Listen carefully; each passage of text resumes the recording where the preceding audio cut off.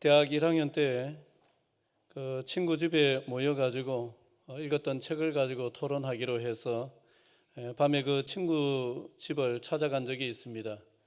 친구 집은 그 낙동강 건너에 김해에 있었는데 그 시골 마을에 버스를 타고 이제 찾아가는데 딱 한 번 가봤던 길이어서 뭐 요즘처럼 내비게이션이 있는 것도 아니고 그 기억을 더듬어 가지고 갔는데 또 밤에 찾아가서 어둑어둑한데 참 기억이 가물가물했습니다. 그래 여기겠거니 하고 해서 내렸는데 다녀보니까 그 동네가 아닌 거예요. 그런데 타고 갔던 버스가 마지막 버스였습니다.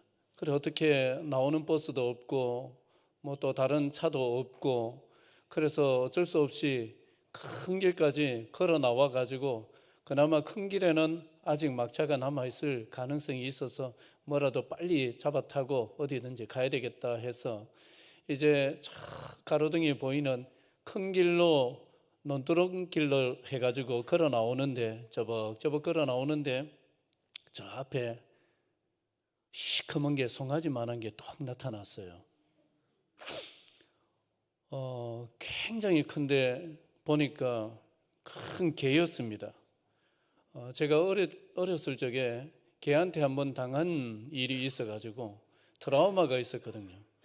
그래 밤에 외길에서 뭐 옆에는 다 논이고 물대논 논이고 옆으로 피할 수도 없고 그 좁은 논두렁길에서 딱 마주쳤는데 저는 뭐 그만 그 자리에서 얼어붙어 가지고 속으로 막 기도만 하고 있습니다. 뭐 다른 기도가 안 나오더라고요. 기도는 굉장히 간단했습니다. 주님 살려주십시오. 계속 그것만 이제 반복해서 되뇌는데 주님 살려주십시오, 살려주십시오. 바짝 긴장을 해가지고 있는데 그 송아지만한 개가 저벅저벅 걸어오더니만은 제 옆을 싹 지나가는 거예요. 그냥 안 지나고 탁 쳐다보더니만 한마디 하대요. 우리 동네 사람 아니네. 그러면서 이제 쓱 지나가는데 뭐 얼마나 긴장을 했는지 긴장이 싹 풀어지면서 안도의 한숨이 딱 나오는데 그러면서 제 마음속에 누군가 나와 함께 있다고 하는 굉장히 진한 어떤 느낌 이런 것이 있었습니다. 너무나 선명했습니다. 살다가 보면은 돌아가도 되는 길이 있고 또 정면 돌파해야 되는 길도 있습니다. 믿음의 길이라는 것은 돌아갈 수가 없는 외길입니다. 믿음의 길은 외길이에요. 돌아갈 길이 없는 외길입니다. 한번 시작하면은 끝까지 가야 되는 길입니다. 그래서 우리 모두는 두 길 가는 순례자가 아니고 한 길 가는 순례자입니다. 그렇게 한번 얘기를 해볼까요? 뭐 줄 오전 예배지만은 옆 사람과 한번 그래 얘기를 했으면 좋겠습니다. 당신은 한 길 가는 순례자입니다.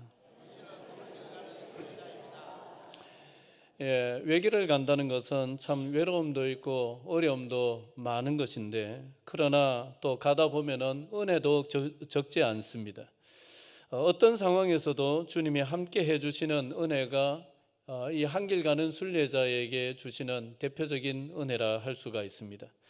오늘은 사도행전 마지막 살펴보는 날입니다. 총 몇 번째인지 혹시 기억하시는 분이 있습니까? 주보에 있습니다. 27번째. 27번 해서 오늘 사도행전을 마무리를 하겠습니다.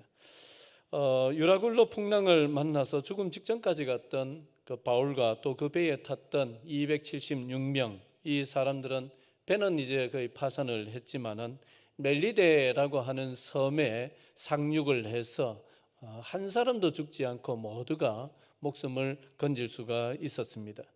멜리데 섬 주민 사람들은 이 바울 일행에게 인심을 베풀어 가지고 막 추위에 벌벌 떨고 있는 그 사람들을 위해서 모닥불을 피워 가지고 몸을 좀 녹일 수 있도록 해 주었습니다. 그 옆에는 또 장작이 이렇게 나무 더미가 쌓여 있는데 바울이 그 나무 더미에서 나무를 몇 개 주워 가지고 불에다가 탁 집어 넣는데 뭐가 나왔어요?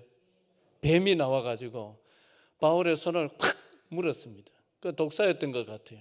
그래서 그 멜리데 주민 사람들이 이야, 이 사람은 틀림없이 이 죄를 지은 사람인데 공의가 이 사람을 가만 놔두질 않는구나. 결국은 벌을 받는구나. 그런 얘기를 하는 거예요. 그 우리가 어떤 사람이 안 좋은 일을 겪으면 항상 사람들은 쉽게 판단을 합니다. 저 사람 뭐가 있어서? 죄가 있어서. 저 사람 나쁘게 살아서 저런 일이 생겼다. 이래 판단하듯이 이 사람들도 똑같이 그렇게 판단을 한 것입니다. 그래서 이제 독사가 물었으니까 금방 어떻게 될 줄 알고 기다렸는데 아무 일도 일어나질 않는 거예요. 바울이 또 그 물었던 뱀을 툭툭 털어가지고 불에 떨어버리니까 아무렇지도 않은 거예요. 그러자 이 멜리데 섬 주민 사람들이 이번에는 뭐라고 하느냐? 이 틀림없이 이 사람은 신이다. 인간이 아니다 이거. 뭐 이러면서 이제 놀라워하는 것이죠. 누가가 사도행전을 기록을 했는데 누가가 이 대목을 왜 기록을 했느냐? 물론 뭐 놀라운 일이었으니까 기록을 했겠지만은 그러나 더 속 깊은 뜻이 있습니다. 마가복음 16장 17절 18절에 보면은 예수님이 하셨던 약속이 있습니다. 그 약속이 진실하다는 것이고 그 약속대로 주님은 시행을 하신다. 이것을 사도 바울이 직접 겪었다. 하나님의 말씀, 주님의 말씀은 진실하다는 것을 입증하기 위해서 이 사건을 기록을 하였습니다. 같이 한번 읽어볼까요? 마가복음 16장 17절 18절 시작. 믿는 자들에게는 이런 표적이 따르리니 곧 그들이 내 이름으로 귀신을 쫓아내며 새 방언을 말하며 뱀을 집어 올리며 무슨 독을 마실지라도 해를 받지 아니하며 병든 사람에게 손을 얹은즉 나으리라 하시더라. 이런 말씀이 있는 거예요. 그래 사도 바울을 통해서 이루어진 일들을 보니까 정말 저 말씀이 진실하구나. 주님이 그저 하신 말씀이 아니라 정말 저 말씀대로 주님은 이루어 주시는 분이시구나. 그래서 이 사건을 기록을 했다는 것입니다. 이해가 되십니까? 그런데 여러분 저 말씀이 진실하면은 우리도 어떻게 하면 됩니까? 요즘 뱀 볼 일이 별로 없지요. 제가 지난번 살았던 사택은 산과 인접해가지고 딱 붙어 있어가지고 새벽기도 마치고 집에 들어가는데 앞에 뭐가 꿈틀거리고 있는 거예요. 그 뱀이었어요. 또 새벽기도 간다고 나오는데 또 앞에 뭔가 또아리를 트고 있는 거예요. 뱀이었어요. 그런데 여러분 뱀하고도 여러 차례 만나보니까 뱀의 성격을 알겠더라고요. 독 없는 뱀은 호리호리 길쭉합니다. 독 있는 뱀은요 좀 짧고 통통합니다. 독이 없는 뱀은요 사람하고 마주치면 후다닥 놀라가지고 지가 먼저 주랭랑을 칩니다. 독 있는 뱀은요 살모사는 절대 도망 안 갑니다. 지가 세다는 걸 알아요. 나한테는 독이 있는데. 그래서 또아리를 딱 틀고는 꼬리를 사사사사 흔들면서 까불면은 문다 이런 자세로 딱 째려봅니다. 여러분 뱀이 그래요. 그런 뱀을 살모사를 여러분 이 말씀 믿고 손으로 팍 잡아 보십시오. 어째 되겠습니까? 어째 되겠습니까? 여러분 뉴스에 나오든지 무슨 그 일이 생겨도 생깁니다. 그래서 중학교 때 꼭 좀 엉뚱한 친구가 있었어요. 야 마가복음 16장에 요래 말씀하고 있잖아. 야 우리 뱀 잡으러 가자. 독이라도 한 그릇 한 사발 하면은 안 죽는다. 주님 말씀하셨잖아. 뭐 이러면서 자꾸 꼬드기고 부추기는 친구가 있었는데 여러분 그때 믿고 뱀 잡았거나 아니면 독을 한 모금 마셨거나 했으면은 제가 오늘 여러분들 못 만납니다. 이 말씀을 우리는 잘 이해를 해야 됩니다. 성경이 계시가 완성되지 않았을 적에는 일시적인 기간 동안에 우리 주님은 문자적으로 이 말씀을 그대로 이루어 주실 때가 있었지만은 계시가 완성되고 난 뒤에 이걸 문자적으로 받으면은 뉴스에 날 수가 있습니다. 이 문자적으로 받을 말씀이 아니라 의미적으로 받아야 되는 말씀입니다. 어떤 의미냐 이런 것입니다. 모교회에 제 후배 중에 하나가 어렸을 적에 소아마비 걸려가지고 다리를 한짝 절었어요. 그 다리를 한짝 저으니까 성장 과정 속에 쉬웠겠습니까? 어려웠겠습니까? 여러분, 지금은 이제 장애인이라는 인식들이 이래 많아져 가지고 그런 대로 괜찮아졌지만은 예전에는 어디 그랬습니까? 좀 장애가 있으면 얼마나 놀리고, 또 아이들도 막 학교에 숫자가 많으니까 무슨 서로 또 괴롭히고 이러는 것도 없잖아 있었습니다. 그러니까 막 놀리고 가방 뺏어 가지고 막 도망을 가고 물건 뺏어서 도망가고 이러면은 다리가 불편하니까 저니까 쫓아가질 못하고, 그런 식으로 많은 조롱과 또 괴롭힘을 당하면서 이 후배가 성장을 했습니다. 그러니까 얼굴이 밝겠어요? 어둡겠어요? 밝겠어요? 어둡겠어요? 밝았습니다. 굉장히 밝았습니다. 이 친구가 중고등부 때 교회에 나와가지고 참 예수님을 인격적으로 만났어요. 그 예수를 인격적으로 만나면서 물론 어둠이 있었겠지요. 아픔이 있었겠죠. 그런데 그게 많은 부분 사라지고 상당히 많이 밝아졌어요. 그래 밝아져 가지고는 이제 만나면은 요즘은 그걸 아재 개그라고 부르죠. 이 친구가 아재 개그의 창시자입니다. 그때 아재 개그를 써가면서 좀 썰렁하게 웃기기도 하고 어떨 때는 빵 터지기도 하고 그러는데 이러는 거예요. 영표 형, 왜? 스위스에 높은 산들이 많은데, 스위스 가보지도 않았으면서 스위스에 높은 산들이 많은데 이 산골짜기에 사는 마을 주민들이 저쪽 산골짜기에 사는 마을 주민을 부르면서 불렀는데, 이리 오라고 부르는데 노래를 만들어서 불렀다는 거예요. 그 노래 알아요? 이러는 거예요. 내가 알 리가 있나? 내가 뭐 스위스를 어찌 아냐? 그리고 어떤 노래를 불렀는데, 그러니까 요리올레이요 이랬다는 거예요. 그래서 요들성이 생겼다 뭐 이래서 하면서 웃기는 거예요.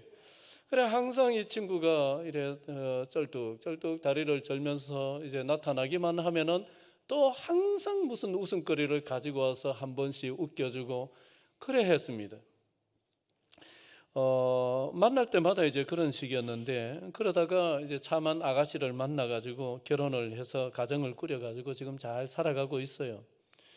이 친구가 무슨 일을 하느냐 하면은 언어 심리 상담 센터 일을 합니다. 언어 심리 상담 센터를 세워가지고 언어 치료가 필요한 사람들, 또 아이들인데 왜 언어 발달이 좀 느리다 보면은 또 또래 애들한테서 또 따돌리기도 하고 그런 아이들 있잖아요. 자기가 그렇게 겪고 살았으니까 그런 아이들을 위해서 언어 치료를 합니다. 그리고 또 심리 상담을 합니다. 여러분 그렇게 살아가요. 그러니까 보십시오. 그 후배가 참 어렸을 때 자기의 선택과는 상관없이 소아마비에 걸려가지고 다리를 절면서 또 놀림도 받고 조롱도 받고, 뭐 우리 인간적으로 보면 그게 뭡니까? 불행이죠. 불행이죠. 근데 그 불행이라는 것이 예수 안에 있으면은, 하나님 손 안에 있으면은 그 불행이 결코 불행으로 끝나질 않습니다. 그 불행은 하나님의 영광을 드러내는 하나의 도구가 될 수도 있는 것입니다. 그래 그 요한복음에 보면은 9장에 보면은 나면서부터 걷지 못하는 사람을 보고 제자들이 서로 얘기를 합니다. 저 사람이 누구 죄 때문에, 그 부모 죄 때문에 저렇게 되느냐, 자기 죄 때문에 저렇게 되느냐, 그렇게 서로 얘기를 합니다. 그게 아까 그거하고 비슷한 거죠. 사람들의 주된 관심은 항상 그런 것입니다. 남의 불행을 보면서 그 불행을 불쌍히 여기기보다는 항상 이제 판단을 하면서 누구 죄냐, 죄가 있어서 그렇겠지, 이런 식으로 본단 말이죠. 그때 우리 주님은 뭐라고 하셨습니까? 그 부모 죄도 아니고 본인 죄도 아니고 하나님의 영광을 위한 것이다. 하나님의 영광을 나타내기 위한 것이다. 얼마나 미래지향적입니까?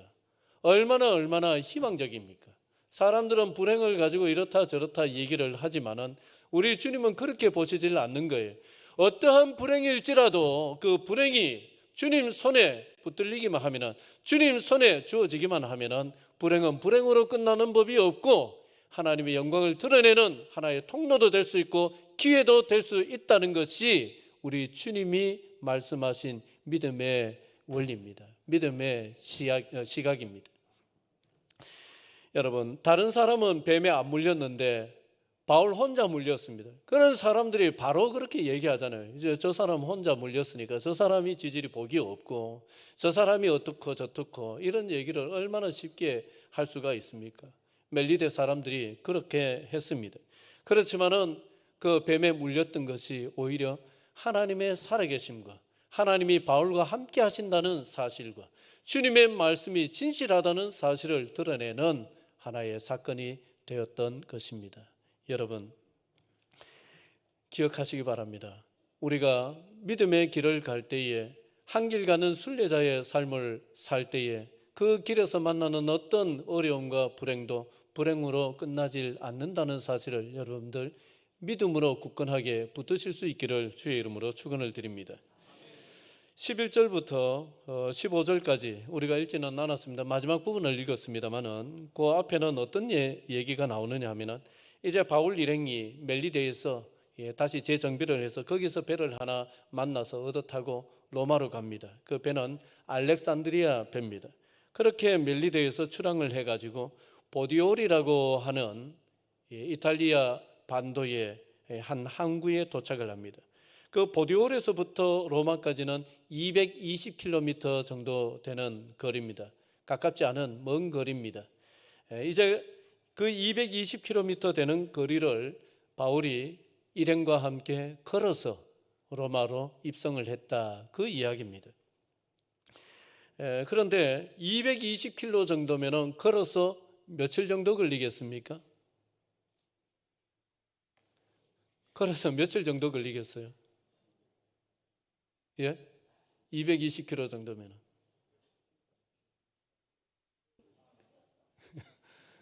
여러분, 한 시간에 걷기 많이 하시죠? 한 시간에 몇 킬로 걸어요? 예, 괜찮은 길, 평탄한 길은 뭐 천천히 대충 걸어도 4km, 십리길 걷습니다. 예, 좀 더 빠른 걸음으로 걷는 사람들은 한 5km, 5km 또 뭐 6km 가까이 걸어낼 수가 있습니다. 예, 그런데 220km 정도면은 하루에 1시간에 4km씩 걸어가지고 10시간을 걸으면은 40km, 11시간, 12시간을 걸으면은 한 60km 가까이 걷는다고 보면은 며칠 걸려야 되겠어요? 예, 한 6일, 7일 뭐 이래 걸리겠죠. 근데 바울 일행은 5일 만에 220km를 다 걸어서 갔어요. 여러분, 옛날인데 어째서 이렇게 220km나 되는 먼 거리를 5일 만에 걸어서 갈 수가 있었느냐 하면 길이 좋았기 때문입니다. 잘 걸었기 때문이기도 하지만 길이 굉장히 좋았어요. 보디올에서부터 로마까지는 거의 고속도로가 놓여 있었습니다. 로마 하면은 가장 유명한 것 중에 하나가 길입니다. 길. 로마는 전 세계를 정복하고 전 세계로 뻗어나가기 위해서 도로를 건설을 했습니다. 그 지금의 아스팔트 이상의 도로 지금까지도 쓰고 있습니다. 2000년 전에 만들어 놓은 도로를 지금도 쓰고 있을 정도로 망가지지 않는 거의 반영구적인 도로를 건설을 했습니다. 이 보디올에서 로마까지 나 있는 이 도로를 아피아 가도, 아피아 대로 그렇게 부릅니다. 보이세요? 보입니까? 저 지금 있는 도로입니다. 전부 다 밑에 기초 작업을 탄탄하게 하고 위에는 돌을 다 돌로 포장을 했어요. 그래서 계속 또 너무 다르면 또 돌을 바꿔주고 이런 식으로 지금까지도 쓰고 있는 도로입니다. 저 길을 걸어가지고 이제 로마로 들어가는데 로마로 들어가는데 그 소식을 듣고 마중 나온 몇몇의 형제가 있었다. 그것을 15절에 기록하고 있습니다. 자, 15절 같이 읽겠습니다. 시작. 그곳 형제들이 우리 소식을 듣고 아피오 광장과 트레이스 타베르네까지 맞으러 오니 바울이 그들을 보고 하나님께 감사하고 담대한 마음을 얻으니라. 예, 여기에 아피오 광장, 이게 아피아 가도 끝에 있는 이제 광장입니다. 거기까지 이제 갔을 때에 로마에 사는 믿음의 형제들이 어떻게 소식을 듣고는 바울을 맞으러 나왔는데, 바울이 얼마나 힘들었겠습니까? 힘든데 그래도 마중 나온 사람이 있으니까 위로를 많이 받고 하나님께 감사하고 마음의 담대함을 얻었다, 그런 기록입니다. 여러분, 그런데 저 아피아 가도는 로마의 장군들이 이제 정복 전쟁을 나갔다가 그 정복을 하고 많은 사람을 거기서 죽이고 그들의 금은보화 재화를 또 노력해서 그것을 짐승에 싣고 많이 싣고 또 포로로 잡은 사람들을 굴비 엮듯이 엮어가지고 그렇게 로마에 개선 행진을 하면서 들어왔던 도로입니다. 그렇게 들어올 때에 말에 온갖 화려한 장식을 하고 또 자기가 탔는 전차 그 병거에다가도 온갖 화려한 장식을 하면서 빵빠레를 불면서 그렇게 로마로 행진하면서 들어왔던 도로가 아피아 가도입니다. 그럴 때에 그 도로 주변에 살던 마을 사람들은 일제히 쏟아져 나와가지고는 개선 행진을 하는 로마의 장수들을 환영하면서 환호성을 지르며 환영하던 바로 그 도로입니다. 그 도로에 그 로마의 개선 장군들이 들어오던 모습과는 너무나 대조적인 모습으로 사도 바울은 무엇의 신분으로 왔습니까? 죄수의 신분으로 왔습니다. 호송되어서 왔습니다. 얼마나 초라한 모습으로 로마에 들어왔습니까? 그런데 그렇게 초라한 모습으로 사도 바울이 들어왔는데 그 사도 바울은 빈손으로 오질 않았어요. 무엇을 들고 왔느냐? 무엇을 품고 왔느냐? 예수 그리스도의 복음, 평화의 복음을 가슴에 품고 로마로 들어왔습니다. 그렇게 들어왔던 그 초라한 발걸음이 250년이 지났을 때에 세속도시였던 그 로마를 무너뜨리고 말았습니다. 다메섹에서 예수 앞에 끄꾸러졌던 이 바울을 통해 가지고 로마라는 세계 최고의 도시, 그 거대한 힘과 화려함을 자랑했던 그 로마라는 도시가 사도 바울의 복음 앞에 끄꾸러지는 역사가 일어났습니다. 그 십자가의 복음, 그 진리의 복음 앞에 창칼로 세상을 짓밟던 로마가 항복하는 역사가 일어났습니다. 로마 장군들이 수많은 사람을 죽이고 위대한 정복을 이루고 화려하게 로마로 들어왔을지라도 하나님이 보실 때에는 그들은 개선 장군이라기보다는 학살자에 불과한 사람들이었습니다. 그러나 죄수의 몸으로 초라하게 입성을 하였지만은 예수의 복음, 평화의 복음을 가슴에 품고 로마에 들어온 바울이야말로 하나님이 보시기에는 진정한 개선 장군이었다, 그 말씀입니다. 사랑하는 성도 여러분, 오늘 우리가 믿음으로 살아가면서 때로는 내 발걸음이 초라해질 수도 있습니다. 하나님 말씀대로 살아가는데 하나님 말씀대로 살아가는 우리의 발걸음이 때로는 외면당하고 때로는 사람들이 알아주지 않고 때로는 오히려 싫은 소리도 듣고 그렇게 우리의 발걸음이 초라해질 때도 있고 또 아픔을 겪어야 될 때도 있고 어떨 때는 눈물을 흘려야 될 때도 있습니다. 그렇지만 여러분, 그거 어려워하지 마십시오. 초라해져도 괜찮습니다. 때로 그 발걸음이 외면을 당하고 사람들로부터 또 조롱을 당하고 그렇게 되어도 괜찮습니다. 그런 아픔을 겪어도 괜찮습니다. 때로는 눈물을 흘려야 되는 상황에 처해도 괜찮습니다. 여러분, 어려워하지 마십시오. 부끄러워하지 마십시오. 그것이 정말 믿음 안에서 내딛는 발걸음이라고 한다면, 그것이 정말 주님의 말씀대로 살아내기 위해서 겪어야 되는 아픔과 또 흘려야 되는 눈물이라고 한다면 그 발걸음 때가 되면 주님께서 화려한 발걸음으로 바꾸어 주실 것입니다. 때로는 그 아픔이 그저 아픔이 아니라 영광의 아픔이 되도록 주님은 바꾸어 주실 것입니다. 때로는 그때 흘렸던 그 눈물이 그저 쓸쓸한 홀로 흘려야 되는 눈물이 아니라 여러분, 그 눈물이야말로 하나님이 기억하시는 눈물이 될 수가 있음을 믿으시기를 바랍니다. 결국 역사라는 것은 하나님이 이루어 가시는데 묵묵히 한 길 가는 순례자를 통해서 하나님이 이루어 가십니다.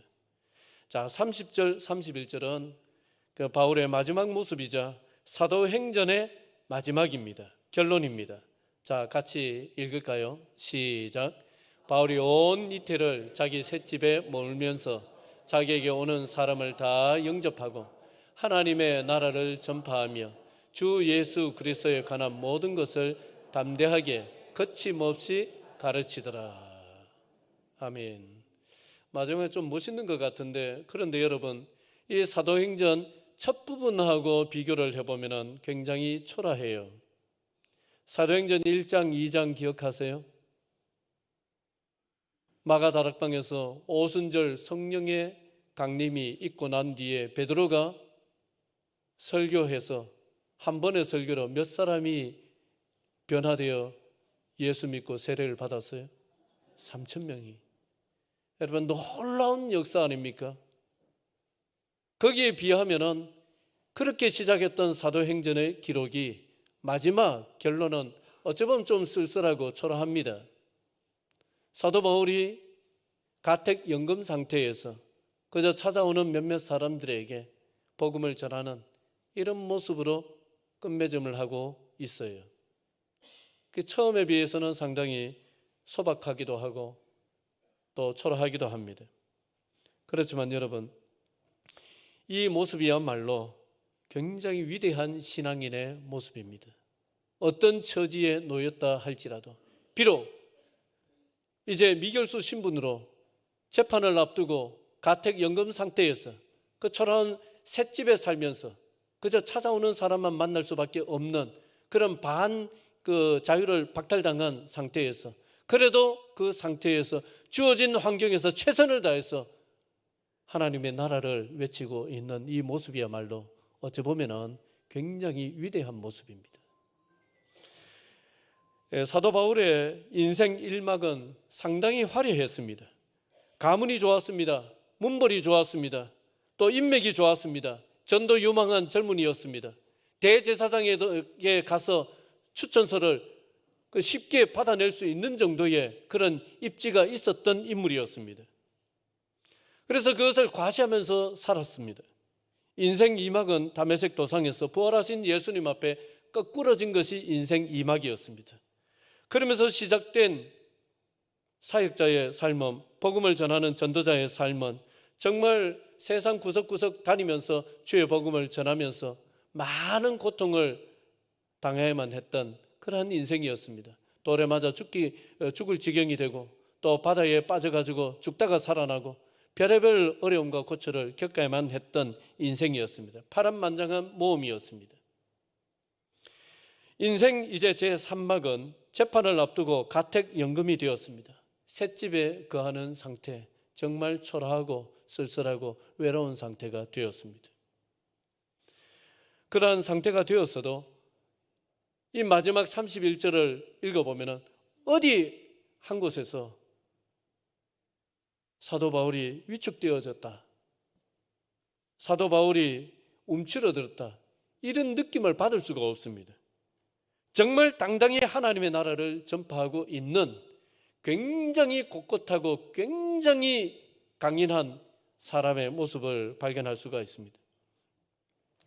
여러분, 바울이 언젠가 푯대를 향하여 달려간다라고 하였는데 그 믿음의 경주를 끝까지 흔들림 없이 완주해 가는 모습입니다. 그 바울은 자기에게 주어진 몫을 다 했다는 것입니다. 어쩌면 스데반이 죽으면서 자기가 그 죽는데 일조했던 사람이지만 그 스데반이 죽으면서 전해준 그 바톤을 이어받아서 그 바톤을 곳곳에 가면서 전달하면서 결국 유럽에까지 전달을 하고 이제 인생의 후반부를 보내고 있는 그런 모습입니다. 여러분, 그 주어졌던 바톤이 유럽 대륙을 거쳐가지고 대서양을 건너서 저 아메리카 대륙을 다 거쳐가지고 또 태평양을 건너서 1885년 우리 조선 땅에까지 전달되었습니다. 이렇게 우리 조선 땅에 이 바울이 전해줬던 이 복음의 바톤이 오기까지는 수많은 사람들이 피를 흘려야만 했고, 수많은 사람들이 고통스럽게 울어야만 했고, 수많은 사람이 또 부르짖는 삶을 살아야만 했습니다. 그렇게 해서 오늘 우리 손에까지 와 있는 것입니다. 여러분, 우리가 그 다음 주자입니다. 저와 여러분들이 그 다음 주자입니다.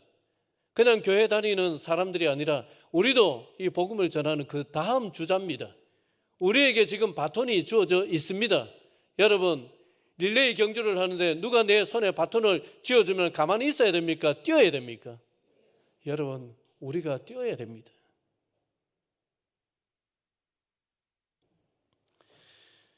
릴레이 경주에서 가장 안타까운 순간은 뭐냐?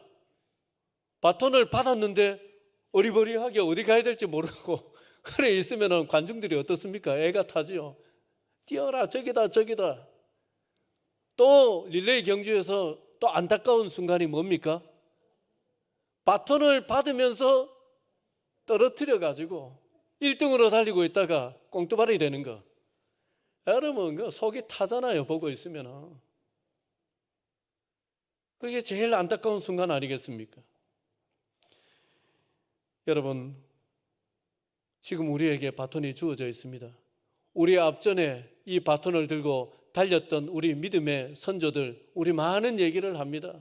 우리 의성교회도 우리 믿음의 선조들, 앞전에 믿음의 선조들 어떻게 교회를 받들어 섬겼는지, 어떻게 또 이 지역 사회에서 복음을 전하는 역할을 했는지, 어떻게 빛과 소금이 되려고 애를 썼는지, 그 많은 얘기들을 하면서 또 듣고 자라오고 또 지금까지 왔습니다. 여러분, 이제 우리가 그 바톤을 들고 달려야 되는데 부끄럽지 않게 달려야 됩니다. 최선을 다해서 달려야 됩니다. 우리에게 주어진 몫이 있습니다. 교회적으로도 몫이 있습니다. 우리 집안에서도 여러분 몫이 있습니다. 내가 감당해야 될 몫이 있습니다. 여러분, 가정적으로도 몫이 있고 우리의 사회적으로도 이 지역 사회에서도 우리의 몫이 있습니다. 예수를 믿기 때문에 우리의 몫이 있습니다. 그 몫을 우리도 다 해야 됩니다. 언젠가는 로마가 복음 앞에 무너졌듯이 흑암에 있던 조선이 복음 앞에서 밝아졌듯이 우리가 우리 몫을 감당할 때에 우리가 지금 비록 아무런 상황이고 그렇게 흘러간다 할지라도 여러분, 다시 우리의 미래는 밝아질 수 있으리라 믿습니다. 한 가지 얘기를 하면서 마무리를 짓겠습니다. 조선 말기에 이수정이라는 사람이 있었습니다. 이름을 한번 기억하는 의미에서 같이 해볼까요? 이수정. 예, 저 뒤에 가운데 갓쓰고 있는 사람입니다.